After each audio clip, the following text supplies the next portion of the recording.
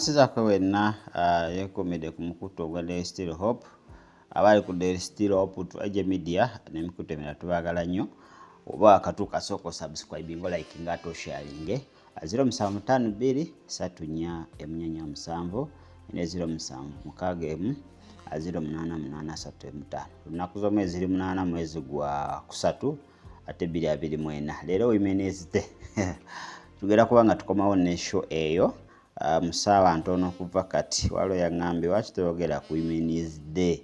Is it biblical ngandaba it's under new world order women empowerment. So eyo tugenda kubanga tujikutuusako mu dakiika ntono kuva kati lwakuba twayagala okubanga onako waleero tubatuusako semina naye mwalemereddwa okubanga ate semina eyo mugiwanirira naye tukkiriza Mukama next time better. Mugala Jamiru ndi wano mu studio kubanga nkutwalira ddala mu maaso eyo najo wangalira ate yonna ajoli mu linnya erya Yesu. Katusabe kama tukwebaza kubanga otukuumye olunaku olwaleero tukwebaza olw'ekisa kyo twaniza okubeerawo okwo era twenyika mu ndagaano y'omusaayi gwa Kristo Yesu Omwana wa Katonda omulamu tusabidde amen. Semenyo wadi twasabye kale Linisa Hotel mu kibuga Jinja Itayo tuyingira weekend mwena abalina emikolo abetaaga ebirabo abetaaga okugenda okuspendingira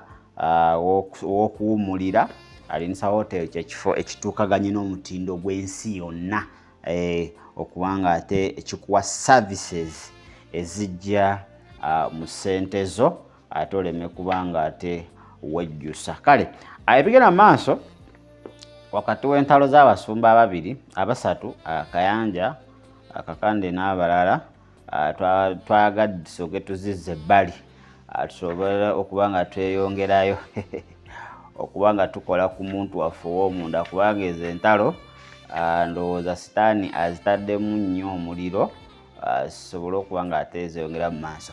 Nina akatambi kendeese olwaleero akenjagala okawulirize ate twogereko. Omuvubuka omusajja yali wa Pastor Bugembe awagamba okusinza mu katambi ke aludde naye ebbanga ddene. Kaakati agamba nti waliwo omusumba omu mu Kampala yali amugulirira agambe nti Bugembe yamuli Ebisiyaga. Banawe wetutuuse. So woba oli musumba ng'oli eyo ne bukya ku makya n'owulirayo akoze ka video nti wamuli Ebisiyaga teweewuunya kubanga wano wetutuuse kati. Ekyokera ddala ng'omuvuka agaye mu katambi ke ye lwaki sooka ne nkuterayo akatambi. Kasobola okuterayo akatambi ako tusobole okubanga tunnyonnyoka ensonga kuba this is confusion in the church. Agoli eyo tobitegeera omwanyinza oyomba lwaki ebintu ebyo tobyesonyi lwaki obyogerako gwe tomanyi bantu bameka abagudde olwa issue eyo. Abaalokoka abasumba bangi bagudde bangi betuziyiza okulokoka abadde balina essuubi okulokoka. Naye ate nze nina ekibuuzo sinakuterayo katambi ako. Lwaki ensonga z'Ebisiyaga zeetoolera nnyo mu Kampala? Njagala ebibuuzo ebyo naawe obyebuuzeeko. Lwaki Kampala? It's rare okuva mu regions endala ebintu ne bisaasana mu mawulire nti musumba yandidde Ebisiyaga naye ng'ate gye bali. Naye lwaki kiri Kampala? That's one question. Ekintu ekirala bantu bangi abali Ebisiyaga nga balokole oba nga beerimbise mu bulokole ne bali Ebisiyaga naye ne tutalaba basumba bano oba abantu abalwanirira eddembe lyabwe especially bano abasumba nga bavaayo nnyo ne bateekawo nnyo ebbugumu n'omuliro okulemera ku nsonga eyo. Lwaki omusumba omu ate nga wa Kampala? Ekibuuzo kyange kisoose lwaki kiri nnyo Kampala? Lwaki nnyo ku basumba especially ab'e Kampala? Okitegedde kubanga abantu bangi abaliiriddwa Ebisiyaga abeetaaga justice naye ng'ate bo tebaavuddeeyo nnyo naye ng'oluusi ababalidde beeyitanga abalokole oba beefuula okuba nga balokole naye abantu abo ne batayambibwa. Naye lwaki kiri Kampala? Lwaki kiri nnyo ku basumba b'e Kampala? Kakati ebibuuzo tugenda biddamu Tegera nawo umanyika nja tugaziyo kutegeera kwaffe. Njaga tubikulu tutandika kubanga tulowooleza wala. Kubanga ebibuzo bingi ffe gye tuyitira bagwe tebanabikubuuza abantu bakubuuza bino ebintu byogerako ki bine so notandika okubanga ate wennyonnyola ku bintu by'otamanyi by'otaalya oba by'otategeera nako. Naye nga ku lw'omubiri gwa Kristo nga omuntu oyo olina okubanga omunnyonnyola ng'omumatiza nti Kristo gwe nkugamba talya Ebisiyaga oba tawaayiriza. Ekitegedde be nagambye ba tiimu Jesus, tiimu Christ. Bali abalina bitiimu byabwe mubaveeko. So njagala olaba akatambi kano kadakika nga 5 omulaba omuvubuka oyo mbu naye omu ku basumba kyemwagaddeko ekintu eki oba 2 oba 3 y'ensonga enkozeseza akatambi ako kanzije mu ddakiika ntono nnyo okalabe ate onoomala okalaba sobola okuba nga ate tweyongerayo. Naye mbadde ensonga leero endeese kwebuuza mutima gwange. Kansuubire bano abasumba 3 oba 2 Paasa Kiganda ne Paasa Ssennyonga nga tebalina kigendererwa kibi ku Paasa Kayanja. Kubanga kyaki etabuse erimu bamafiya erimu politics mungi. Oli asobola okukwata erinnya lya mwene alikuba ku ttaka ng'ayagala bagoberezi. Ebintu byatabuka. Bamafiya bangi ng'oli alaba ddala oli aluddeko emyaka 35 obeera otya ng'olina audience bwetyo ng'olina congregation bwetyo ng'oli nga kimulumya omuntu okuva lwe yabeera mu Kampala. Ate eby'Ekampala kati byakulwanira numbers. Alina numbers nnyingi. President Museveni oba mu mukulembeze gwafaako. Alina amakanisa amangi yaba ku mwanjo gwa gavumenti. Kati bi politics yayingirawo bwatyo ku numbers ne zifuuka numbers. Kati Kansuubire twali awaayiriza munne. Kansuubire twali awaayiriza munne nzibona kizuulira kino bakinti bagamba. Omusumba ow'e Kampala bino nze abyogera Sengende James gwe mumanyi taata Kani. Omusumba omu yantuukira nga mmanyi nave wa Paasa Bugembe. Ate nga nali mukwano gwe nnyo muganda we nnyo. Ye bwe yalaba nga takyandaba mu COVID emyaka gya COVID ebiri. Nalowooza nno kireka navaayo. Era nampita ngamba tukuwa obukadde 6 ogambe Paasa Bugembe nti ali Ebisiyaga. Bannange emikwano gyange nga bwe nsesiemu awo enviri zanva ku mutwe. Nembamu akafaananyi obukadde 6 mbwagala. Naye ate Paasa Bugembe ampeereddewo nnyo. Tukuze ffenna, tusomye ffenna, tuyimbye ffenna.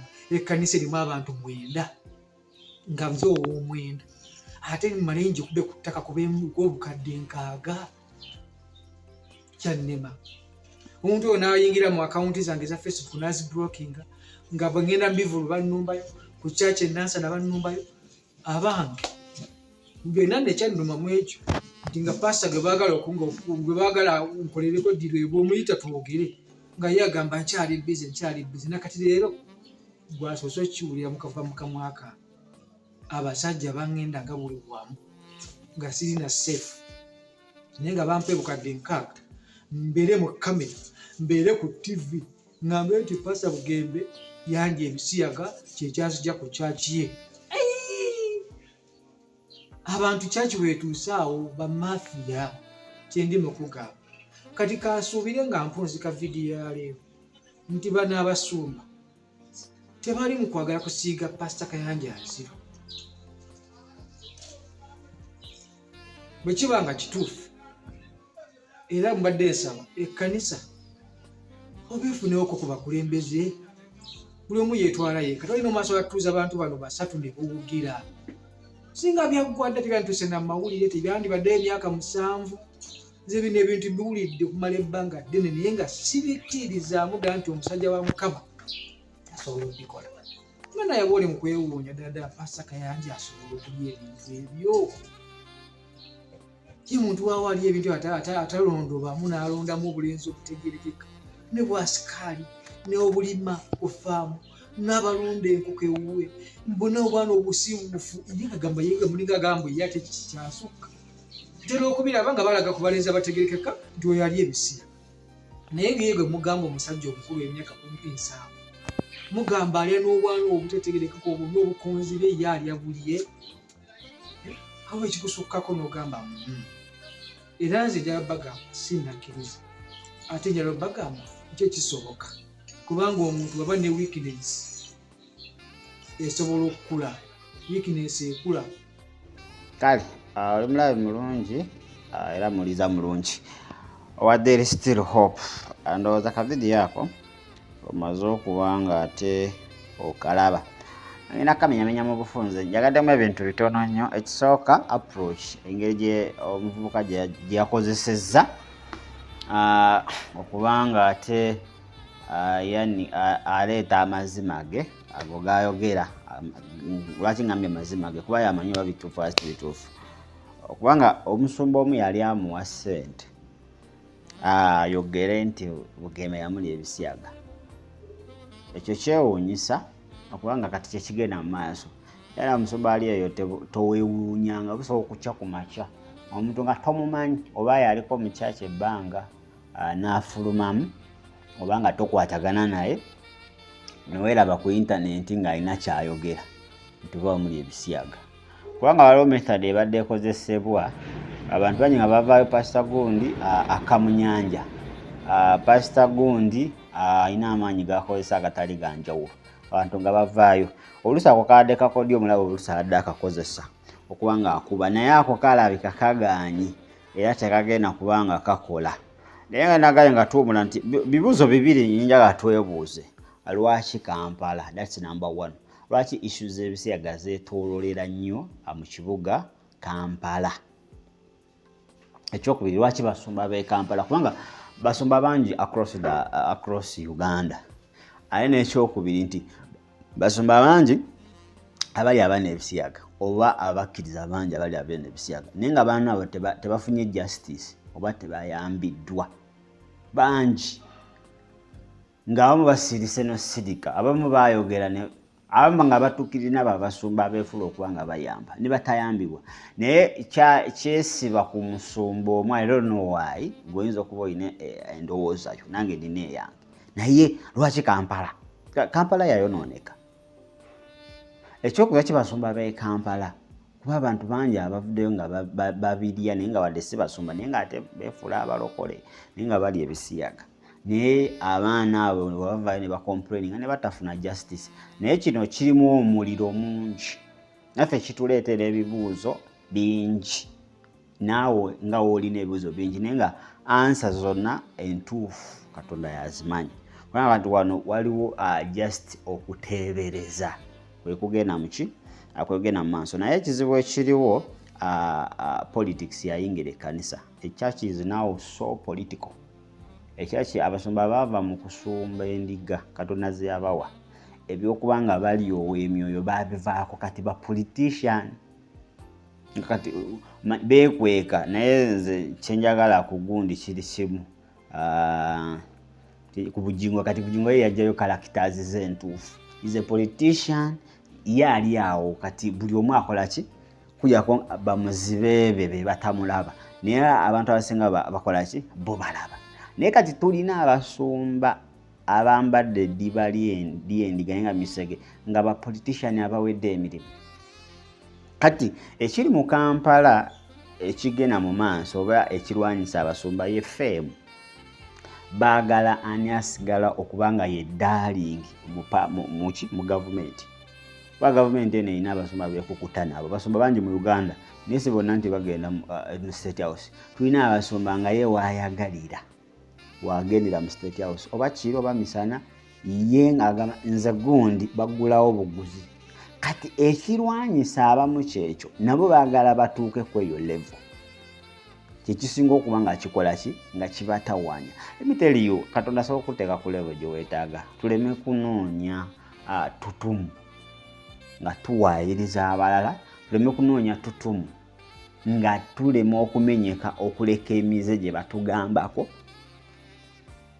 kubanga tusigale nga tuli ba darling ewa president 2026 tatuuse ogenda laba gwe ddayo tune 2024 abasumba abasinga baali bannabyabufuzi abawedde emirimu nga n'ebyokusoma babibako batambula wano nawali kukubira ba president n'aba MP campaign bagenda mu regions ez'enjawulo ne batuuza abasumba ne baba signings bye batategeera nga babalimbalimba eri ne batwalira president ze n'abantu we bati abanzikiririzaamu abo bonna bagenda kugenda mu makanisa gaabwe n'abasumba mwe bamulekera bakozesa ebyekisirusiru omuntu n'akutuukira mu sayini nga simanyi leeta abantu naye nga issues ze ye kubanga aweze ennamba kutwala foomu bakulaga president nti tulina abantu 200 nina abantu bukadde 3 tikeza wonotuwa ssente tugenda ku campaigningira waze nalanga bapasa nga bakola zibaita Zoom conferences ne president ninga baagala omukakasa abasumba ne batambula kuva Kyenjojo Masaka Mbale Gulu bubaze mu conference basisinkana president ne babeerawo ne bayuuya ne babayo tuzzi amazzi ga 5 ne ka keeki betadde mu transport and they have to go back.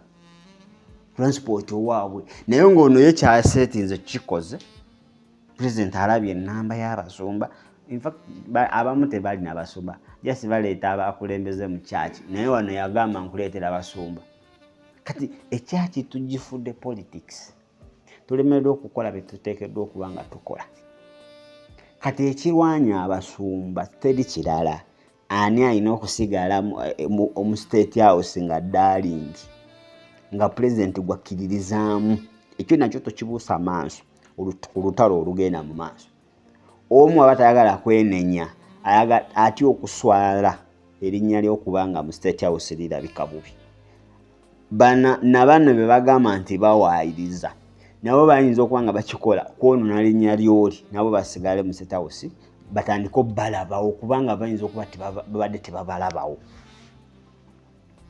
okitegeera so kyekyo kigamba maaso ate kino ekintu tolowooza nti kiyinza okukoma kwabo naawe kiyinza okusisinkana kuba abantu bangi bavudde ne bawaayiriza nti bagenda mu nnyanja bavudde be bawaayiriza ne babagamba nti bakola ki abakozesa amaanyi ag'ekizikiza naye nga it's not true kubanga kino kikuwa ekyokuyiga nti omuntu asookera ku makya ng'ayagala kumenya linnya lyo ayagala endiga zonna z'olina abo bonna bakukkiririzaamu badde mabega n'akeera ku makya n'asetinga ebiboozi bye n'afunayo omuntu gw'otakkaanya naye oba omuntu yava mu kyaki yebbanga ddene nga mwamaki n'amuwa good amount soka twegendereze mugenda kweraba ku TV mujja kweraba ku social media platforms nga bakwogerako ebitali bituufu kubanga it is now possible kati kifuuse kyakulwanyisa kati oyo omuvuka wabanga nga it is true kyayogera bamuwa sente waliwo yali agezaako muwa sente bamuwa ne waliwo yali ageza omuwa miliyoni 6 agambe nti Bugembe yamuli Ebisiyaga Bugembe naawe olabye we wasa kyaleka wonna wasa ebimu bajalekera okuwaayiriza weewaawo omusajja wattu alina ebizibu bye basacula musicians tebamuleka baamusabula kati atambulira ku ntoli zaabwe naye nze kyo sikirinaako obukakafu nti Bugembe akolaki abirya nange nkiwulidde kuki nkiwuliddemu akakatamu kyova nkaleese naye akakatamu nkagaddeko ki the boy used a good approach tayagadde kumenya mubiri gwa Kristo kubanga adde asobola okuva n'agamba pastor gundi yampa ssente yali ayagala kumpa ssente Mpayirize nti Bugembe yandi Ebisiyaga abadde asobola okyogera n'ayogera erinnya naye mu kukyogera ajja kuba ate ayongedde kuyiwa munnyo mu bbwa ekyo kyokka kye yalikoze kweno embeera eriwo abadde agenda kubanga ate ayonoonera ddala kubanga pastor oyo gwayogeraku guyinza okuba tomutegeera naye fe abamu abalabira ewala tuyinza okuba tumutegedde bibadde bigenda ate kuwonoonekera ddala so nze mwebazaako kubanga yakozeseza approach ennungi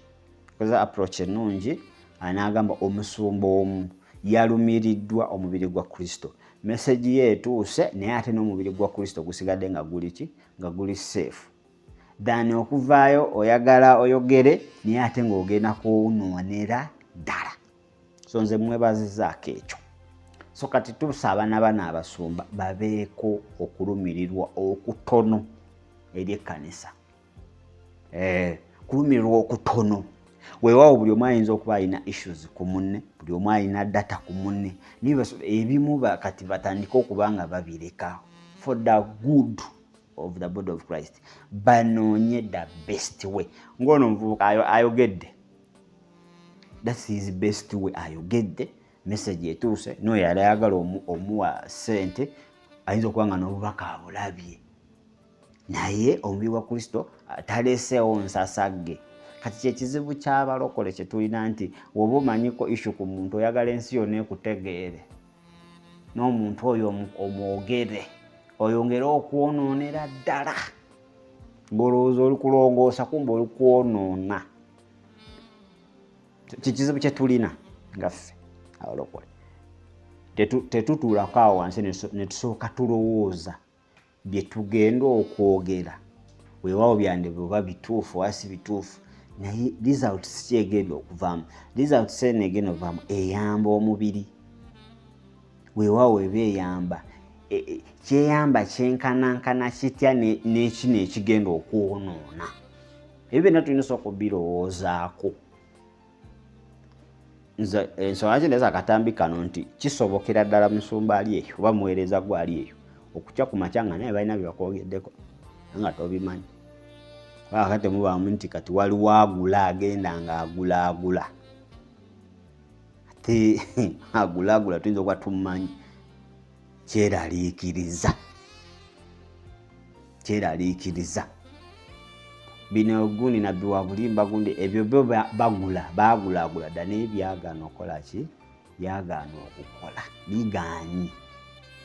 Kakati kino ekyekisiyaga ate kyo kisoundinga nnyo nti muntu wajja n'akugamba kino. Bantu bakulaba bubi. So tumenyeke. Ababirya mubirekere. N'abawaayiriza nammwe mulekeraawo. Tusobole okuba nga tutambula according to the word of God. Ate n'abalala be balya. Wadde nga si be basumba be mulowooza be babirya. Webanga omulimu gwammwe Katonda yabawa eddimu okubanga muyamba kwabo abaliibwa ebisiyaga. N'abo mugende mubayambe. Temuyamba bano bokka abayogera ku musumba oyo. Weewali obuzibu. Banga sisuulirangayo ate be muyambye nga baliiriddwa balala. Era betuulira be muyamba baba bagamba nti baliiriddwa omusumba oyo. Kakati waliyo n'abalala beetaaga obuyambi bwammwe. Oguba nga gwe mulimu Mukama gwabakwasizza, mulimu mulungi nnyo era mugende nagwo mu maaso. Naye n'abalala mubalageko justice. Temwekubira sayidi emu. Kitegedde. Nammwe ababirya mwekube mu mutima. Mulowooze nti wabanga bali ebisiyaga mwana wange. Mulowooze nti Bayibuli gye musoma tebikkiriza. Era there is a day you are going to give accountability.